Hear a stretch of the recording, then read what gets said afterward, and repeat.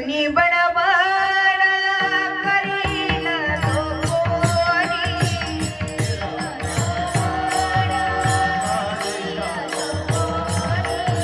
कीर्तनी बडबड करील तो कोणी.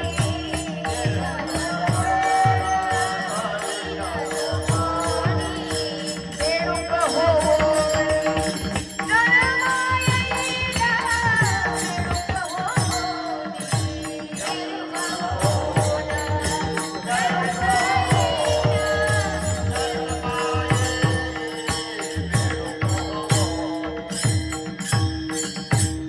कीर्तनी बडबड करील जो कोणी. कीर्तनी बडबड करील जो कोणी.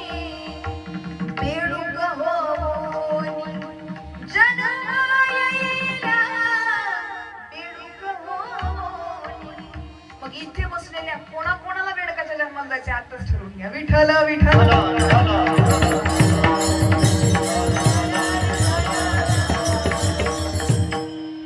आपापसात जर या ठिकाणी भगवंताच्या दरबारामध्ये या भजनामध्ये या कीर्तनामध्ये संकीर्तनामध्ये जर तुम्ही आपापसात बडबड करत असाल तर मी नाही, संतांचं प्रमाण आहे. कीर्तनात जर बडबड केली तर पुढचा जन्म बेडकाचा घ्यावा लागतो, म्हणून कीर्तनात बडबड करू नाही. दुसरी गोष्ट, चालू कीर्तनात कोणी उठायचं नाही. याचं कारण आहे, ज्या भगवंताच्या नामचिंतनामध्ये ज्याचं नामचिंतन तुम्ही करता, ज्या भगवंताला काहीतरी अपेक्षेनं पाहतात, त्यांना आमचं ऐकावं, त्याने आमची इच्छा पूर्ण करावी अशी ज्याच्याकडून अपेक्षा करतात, त्याच्या भजनात जर तुम्ही या ठिकाणी चालू कीर्तनात जर उठत असाल तर तो त्या देवाचा अपमान आहे आणि तो आपल्याकडून घडता कामा नये. म्हणून कीर्तनातून उठू.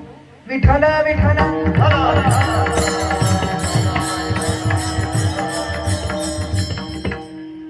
अभंग तुकोबरायांचा आणि तुकोबरा या अभंगामध्ये सांगतात, हे चिदान देगा देवा तुझा विसर न व्हावा. या ठिकाणी तुकोबराय म्हणतात, देवाला सांगतात, देवा. पण तुकोबराईच्या अभंगामध्ये वर्णन करतात ना, ते तुकोबराई सामान्य होते गाव. आजपर्यंत आम्ही प्रत्येक वेळेला तुकोबराईंची महती ऐकतो. आम्ही ऐकून तुकोबराई कोण आहे, तुकोबराईंचा काय अधिकार आहे. बसणाऱ्यांना प्रत्येकांना ज्ञात आहे, आम्ही ऐकले तुकोबराई कोण आहे. जे तुकोबराई रस्त्यावर चालले तर त्यांच्या पायाखालची माती सुद्धा विठ्ठल विठ्ठल बोलत होती, ते तुकोबराई. अहो एवढं नाही, ज्या तुकोबराईंच्या वाणीत एवढी ताकद आहे, त्यांनी एखाद्या कीर्तनाला उभं राहावं आणि एखादा पापी माणूस कीर्तनाला येऊन बसला ना, तो पापी दुसऱ्या दिवशी 4 लोकांना जाऊन सांगायचा, अरे पाप करताना लाजावं, पाप करताना लाजावं. आणि एकदा तरी तुकोबराईंचं कीर्तन ऐकावं हा बदल त्याच्यामध्ये घडत होता. एवढे अधिकारी होते तुकोबराई. म्हणून आमच्या वारकरी संप्रदायाचं एवढं मोठं व्यक्तिमत्व आहे की आमच्या वारकरी संप्रदायाची बहिणाबाईनं शब्दात जी इमारत उभा केली ना, त्या इमारतीमध्ये माझ्या तुकोबरायांना कळसाचं स्थान दिलं. कारण जोपर्यंत एखादं मंदिर आपण बांधतो, ते मंदिर बांधल्यानंतर जोपर्यंत कळस बसत नाही तोपर्यंत मंदिर पूर्णत्वाला जात नाही. आणि वारकरी संप्रदाय असं सांगतो की जोपर्यंत तुकोबराई या संप्रदायात घेतले जात नाही तोपर्यंत या संप्रदायाचं मंदिर सुद्धा परिपूर्ण होणार नाही. एवढा अधिकार तुकोबराईंचा आहे. बहिणाबाई म्हणतात ना, संत कृपा झाली इमारत खडाली, ज्ञान देवे रचिला पाया उभारिले देवालया, नामापयाचा किंकर जेणे केला हा विस्तार, जनार्दन एकनाथ खांब दिला भागवत, तुका झाला से कळस भजन करा सावकाश, बहिणी म्हणे फडकती ध्वजा, निरूपणा केले बोजा. जे बहिणाबाईंनी मंदिर उभा केलं त्याच्यामध्ये वारकरी संप्रदायात प्रत्येक संतांचं स्थान दाखवून दिलं. आणि तुकोबराईंचं स्थान काही सामान्य नाही. जगद्गुरु तुकोबराईंना स्थान मिळालं ते कळसाचं. आणि वारकरी संप्रदायाचा कळस होणं सोपं नाही आहे. वारकरी संप्रदायाचा कळस होणं, आपण गप्पा माराव्यात आणि बोलता बोलता एखाद्यानं कळस म्हणावं. कळस असा शब्द आहे, त्याला वेलांटी नाही, उकार नाही, पण तो एवढा महत्वाचा आहे. कळस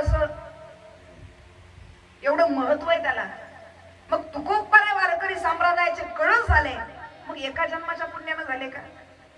अजिबात नाही. तुकोबराय म्हणतात मला जरी वारकरी संप्रदायानं कळसाचं स्थान दिलं असेल तरी पण मी एका जन्माच्या पुण्याईनं नाही तर तुकोबरायांचं पुण्य जन्माजन्माचं आहे. तुकोबराय म्हणतात तुम्हाला वाटत असेल मी तुकोबराय म्हणून देवाची सेवा करतोय. तुकोबराय म्हणले अजिबात नाही. ज्या ज्या वेळेला देवानं अवतार घेतला त्या त्या वेळेला मी देवाच्या बरोबर आहे. जे जे देवाचे अवतार तुका त्यांच्या बरोबर, तुका त्यांच्या बरोबर, तुका त्यांच्या बरोबर.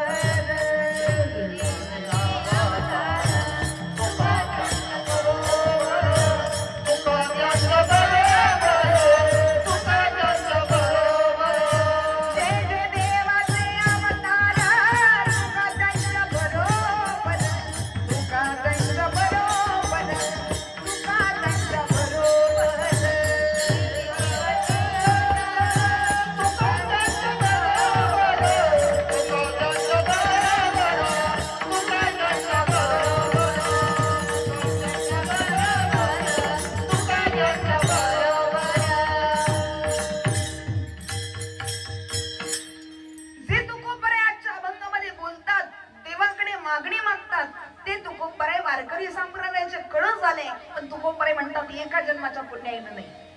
प्रत्येक जन्मात जन्माला आलो आणि त्या भगवंताचं भजन केलं. आता तुकोबरायांचा जर विचार केला तर जगद्गुरु तुकोबराय सत्ययुगामध्ये प्रल्हाद म्हणून जन्माला, एवढं भजन केलं देवाचं की साक्षात भगवंताला नरसिंह अवतार त्यांच्यासाठी यावा लागला. स्तंभातून त्या ठिकाणी भगवंत आले आणि आल्यानंतर त्यांनी त्यांच्या वडिलांना मांडीवर घेतलं. त्यावेळेस त्यांच्या वडिलांचं नाव काय सांगता येईल? आपल्या गावात आहे का कोणी? त्या ठिकाणी प्रल्हादाच्या वडिलांचं नाव आहे हिरण्यकश्यप. प्रल्हाद अवतारामध्ये एवढं भजन केलं भगवंताला त्यांच्यासाठी अवतार घ्यावा लागला. अवतार घेतल्यानंतर आता मात्र त्या ठिकाणी नरसिंह अवतार भगवंतानं घेतला. पण अतिशय घारघूर आवाज येतोय घशामधून. रागानं त्या ठिकाणी अवतीर्ण झाले देव आणि रागानं अवतीर्ण झाल्यानंतर फॅन थोडा असं वागणार. रागानं भगवंत अवतीर्ण झाले आणि रागानं अवतीर्ण झाल्याबरोबर त्या ठिकाणी हिरण्यकश्यपूला मांडीवर घेतलं. मांडीवर घेतल्याबरोबर हिरण्यकश्यपूने सांगावं देवा तुम्ही मला मारू शकत नाही. का मारू शकत नाही? नाही देवा अजिबात मारू शकत नाही तुम्ही मला. अरे पण का नाही मारू शकत? देवा मला वरदान आहे. काय वरदान आहे तुला? देवा मला पुरुषही मारू शकत नाही, मला मानव जातही मारू शकत नाही आणि मला पशुही मारू शकत नाही. म्हणले बरोबर आहे तुझं, पण मी माणूसही नाही आणि मी पशुही नाही आहे. मी नर आहे आणि मला सिंहाचं मस्तक आहे. देवा पण तरी सुद्धा तुम्ही मला मारू शकत नाही. अरे पण का मारू शकत नाही? मला वरदान आहे. कशाचं? म्हटले तुम्ही मला घराच्या आतही मारू शकत नाही, मला घराच्या बाहेरही मारू शकत नाही. बरोबर आहे तुझं, मी तुला घरातही घेतलं नाही, मी तुला बाहेरही घेतलं नाही, मी तुला उंबरठ्यावर घेऊन बसलोय. आणि उंबरठा ही गोष्ट घराच्या आतही येत नाही आणि घराच्या बाहेरही येत नाही. देवा तरी सुद्धा तुम्ही मला मारू शकत नाही. का नाही मारू शकत? मला वरदान आहे. त्याच्यातली तिसरी गोष्ट अशी आहे की तुम्ही मला सकाळीही मारू शकत नाही आणि तुम्ही मला रात्रीही मारू शकत नाही. बरोबर आहे तुझं. देवानं सांगितलं तुला सकाळीही मारत नाही आणि तुला संध्याकाळी मारत नाही, त्या ठिकाणी रात्री सुद्धा मारत नाही. सायंकाळची जी वेळ आहे ती दिवसातही मोडत नाही आणि ती रात्रीतही मोडत नाही. अशा वेळेला तुला मारत तेव्हा तरी सुद्धा मारू शकत नाही. का? कारण मी त्या ठिकाणी शस्त्रानंही माझं मरण नाही आणि अस्त्रानंही माझं मरण नाही. असं म्हटल्याबरोबर देवानं सांगितलं हे बघ मी तुला मांडीवर घेऊन बसलोय, माझ्या हातात शस्त्रही नाही आणि अस्त्रही नाही आहे, मी तुला मारणार आहे. देवा पण तुम्ही मला शस्त्रानं मारू शकत नाही, अस्त्र नाही मारणार, तुला मी माझ्या नख्यानं मारणार. देवा तुम्ही मला जमिनीवरही मारू शकत नाही, तुम्ही मला आकाशातही मारू शकत नाही. काय वरदानं मागून घेतली होती त्यांनी? काय हुशार असेल. देवानं सांगितलं तुला जमिनीवरही मारत नाही आणि तुला आकाशातही मारत नाही, तुला माझ्या मांडीवर घेतलंय. क्षणार्हाचा विलंब न करता त्या ठिकाणी त्याच्या नख्या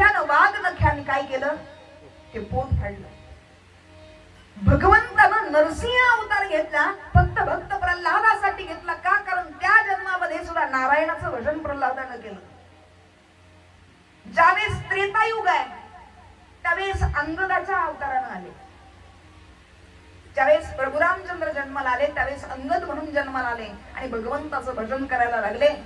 श्रीराम जय राम जय जय राम, श्रीराम जय राम जय जय राम, श्रीराम जय राम जय जय राम, श्रीराम जय राम जय जय राम, श्रीराम जय राम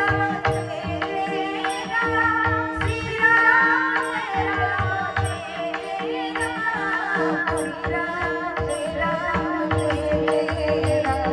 श्रीराम जय राम जय जय राम.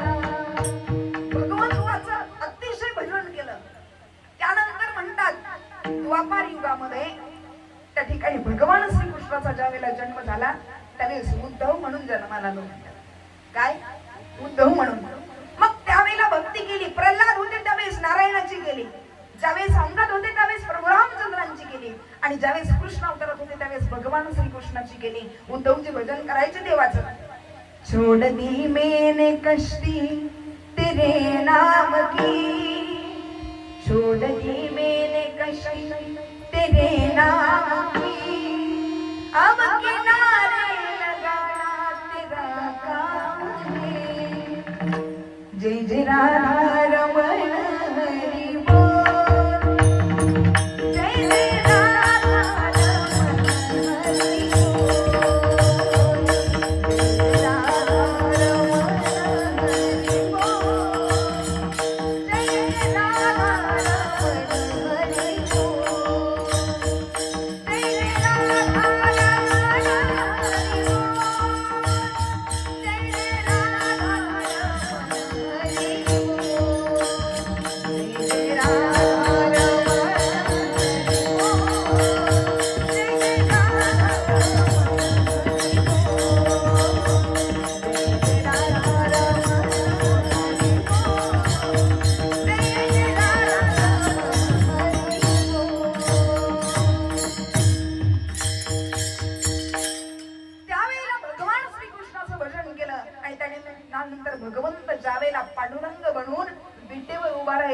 त्यावेळेस नामदेवराय म्हणून त्यांचं भजन केलं. नामदेवराय म्हणून भजन केलं आणि मग सांगतात जगद्गुरु तुका अवतार नामयाचा संप्रदाय सकळांचा येथून या. आणि मग तुकोबा म्हणून जन्माला आलो. तुकोबाने म्हणतात एवढ्या जन्माचं पुण्य आहे, एवढ्या जन्माची पुण्याई घेतली आहे, किती तप करावं लागलं असेल, किती सायास करावे लागले असतील तुकोबारायला. आणि एवढं तप सायास करणारी एवढी अधिकारी तुकोबाराय की ज्यांना आपल्या वारकरी संप्रदायाचा कळस म्हणून त्या ठिकाणी घोषित केलाय असे तुकोबाराय एक वेळेला आषाढीच्या वारीला त्या ठिकाणी भगवंत पंढरपूरला भेटीला म्हणून भगवंताच्या गेले आणि भगवंताच्या भेटीला गेल्यानंतर तुकोबाराय वारीला लागले. वारीला लागल्यानंतर आता मात्र वारी पुढे पुढे जाऊ लागली. आता खरं तर दर्शनाला गेल्यानंतर जे वशिला लावून दर्शन घेतात त्यांचं दर्शनाचं फळ मिळतं का? म्हणून संत त्या ठिकाणी, संतांचा काही वशिला कमी होता का? संतांसारखा वशिला कोणाचा नव्हता. अहो त्या संतांसाठी देव मंदिरातून बाहेर येत होता, याच्यापेक्षा अजून वशिला काय पाहिजे. पण तरी सुद्धा तुकोबाराय त्या ठिकाणी वारीला लागले. वारीला लागल्यानंतर आता मजल करत करत लोक पुढे जातील तसं वारी पुढे जाऊ लागली आणि भगवंत जवळ जवळ आल्याबरोबर तुकोबारायांचं लक्ष गेलं देवाच्या चेहऱ्याकडे. आणि चेहऱ्याकडे लक्ष गेल्यानंतर तुकोबारायांनी पाहिलं देवास नाराज दिसतात. म्हणले काय झालं असेल देवांना, का बरं चेहरा सुकला असेल देवाचा. म्हणून तुकोबाराय दर्शनाला जवळ गेल्यावर नंतर तुकोबाराय देवाला म्हणतात देवा काय झालं, आई साहेबाचं तुमचं काही भांडण झालंय का? तुमचा चेहरा आज लई सुकलेला दिसतो. कारण घरात भांडणं झाल्यावर होतं असं. देव म्हणजे नाही नाही तुकोबाराय असं काही झालेलं नाही, मग तुम्ही सुकलेली दिसताय त्याचं कारण काही वेगळं आहे तुकोबाराय विचारू नका. अहो पण देवा तुमचा चेहरा सुकलेला आहे, तुम्ही नाराज दिसताय, काय कारण आहे त्याचं, का नाराज आहे तुम्ही? ते म्हणले मी माझ्यावरच नाराज आहे. काय म्हणतात देव? मी माझ्यावरच नाराज आहे. अहो पण तेव्हा त्याचं कारण काय? म्हटले माझ्या डोक्यावर खूप ओझं झालंय आणि ते हलकं करायला कुणीच माझं ओझं कमी करीत नाही. तुम्ही घेताल का माझ्या डोक्यावरचं थोडं ओझं? तुकोबाराई चतुर होते. तुकोबाराईंनी देवाला सांगितलं, देवा काय बोलायचं ते सरळ सरळ बोला, असं कोड्यात काही बोलू नका. तुमच्या डोक्यावरचं ओझं घेता का म्हणजे नेमकं तुम्हाला काय म्हणायचं? त्यावेळेस तुकोबाराईंना देव म्हणतात, तुकोबाराई अहो तुमची 8 पिढ्यांची जी आहे ना पुण्याई, या पुण्याईचं ओझं, त्या सेवेचं, त्या भक्तीचं ओझं माझ्या डोक्यावर झालंय. आणि त्या ओझानं या ठिकाणी मी सुकून गेलं, त्याचं ओझं मला खूप झालंय आणि ते थोडंसं ओझं हलकं करा. हलकं करा म्हणजे काय करा? तुकोबाराईंनी विचारल्याबरोबर देव म्हणतात, तुम्हाला ना माझं ओझं हलकं करण्यासाठी तुम्हाला काहीतरी मागावं लागेल. तुकोबाराई काहीतरी मागा ना. असं म्हटल्याबरोबर तुकोबाराई म्हणतात, देवा अरे हे मागणं बिगणं आमच्यात नाही जमत.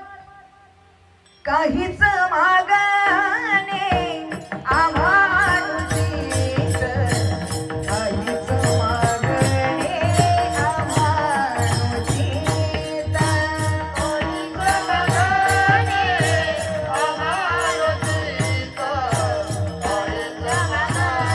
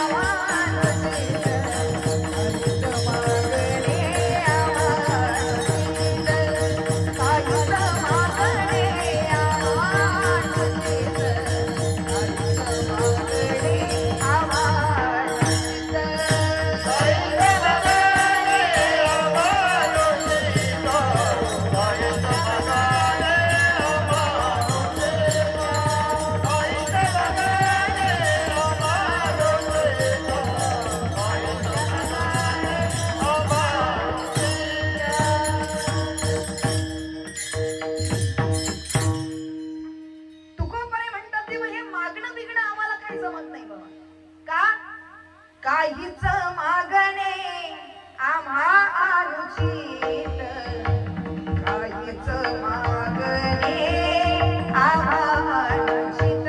का बरं?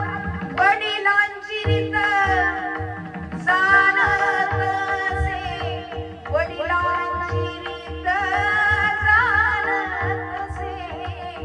आमच्या वडिलांची रीत आहे देवा की तुझ्याकडे काही मागायचं नाही. देव विनंती करू लागले पण त्या ठिकाणी नाही म्हटले तुकोबाराई, नाही देवा मी काही तुला मागू शकत नाही. देवानं भरपूर विनंती केली आणि विनंती केल्यानंतर मग मात्र तुकोबाराई म्हणतात, देवा असं नाराज नको ना हो, असं रुसू नको ना देवा. तुकोबाराई नाही म्हटले, देवानं अजून चेहरा बारीक केला. तुकोबाराईंना वाटलं देवाला आता देव नाराज झाला माझ्यावर. मग तुकोबाराई देवाला म्हणतात, का रे रुसलासी कृपाळू उदारा, का रे रुसलासी कृपाळू बहारा, का रे रुसलासी कृपाळू बहारा, का रे रुसलासी कृपाळू बहारा. तेव्हा का रुसला रे बाबा? तू म्हणतो ना माग, मी मागतो, मग तुला द्यायचंयच ना, काय दे? या अभंगाचं पहिलं चरण आहे.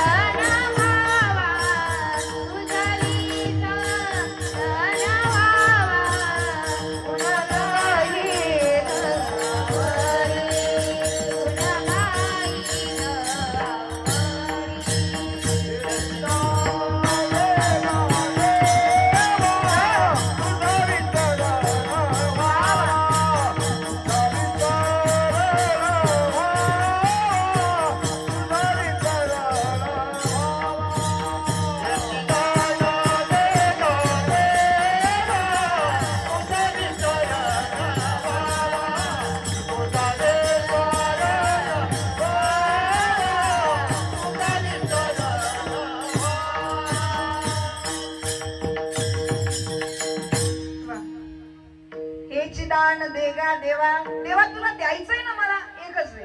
काय दे? हेची दान, हेच दान दे. काय? तुझा विसरण भावा. मग इथं प्रश्नचिन्ह निर्माण होतं. तुकोबराय म्हणतात देवा मला तुझं विसर पडणार नाही असं दान दे. मग तुकोबराय विसरत होते का? तुकोबरायांचंच एका ठिकाणी प्रमाण आहे. शिंक जांभळी खोकला इतुकाची वेळ वाया गेला. ते म्हणतात आमच्या जीवनामधला एवढाच वेळ वाया गेला की शिंक आली, जांभळी आली आणि खोकला आला तरच आमचा वेळ वाया गेला, अन्यथा आमचा वेळ वाया गेला नाही. आमची अशी परिस्थिती झाली म्हणतात.